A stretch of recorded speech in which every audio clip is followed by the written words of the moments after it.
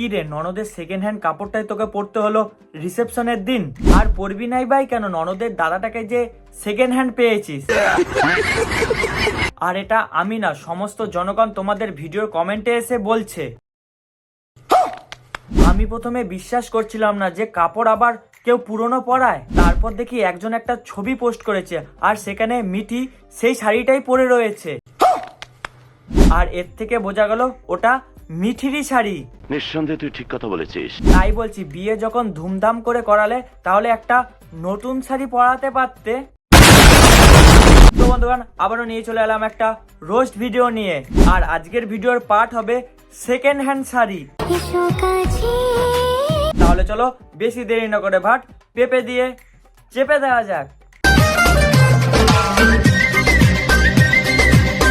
পারবে না কেউ তোমার আমার মাঝে দেওয়াল তুলে দিতে। সত্যি বলছি, কেউ পারবে না তোমাদের মাঝে দেয়াল তুলে দিতে।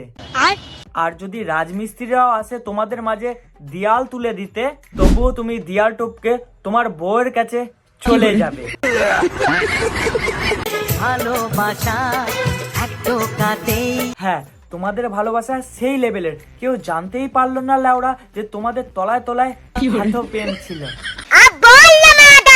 মনে হয় সত্যি নয়, তুমি স্বপ্নে এসেছো। হ্যাঁ, তোমার বউ তো তোমার কাছে স্বপ্নের রাজকুমারী, যাকে তুমি স্বপ্নে নয় বাস্তবে লুকিয়ে বিয়ে করেছো।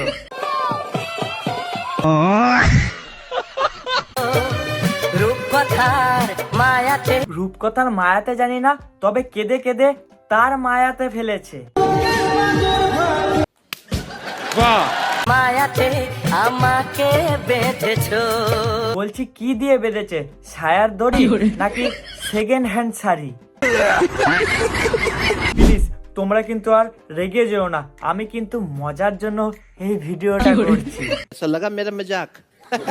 সুন্দর হয়। আর আমার বন্ধুরা এক একটা, কোনোটা নেশাখোর, কোনোটা বৌদিবাজি, কোনোটা গাঁজাখোর। ও আচ্ছা, তাহলে তুমি কি করছো? মাস যেতে না যেতে আবার বিয়ে করছো। আর এটাকে আমরা কি বলবো? বিয়ে বাজি। নিঃসন্দেহে তুই ঠিক কথা বলেছিস।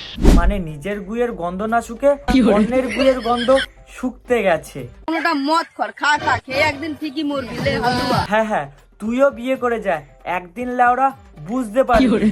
নে লেওরা।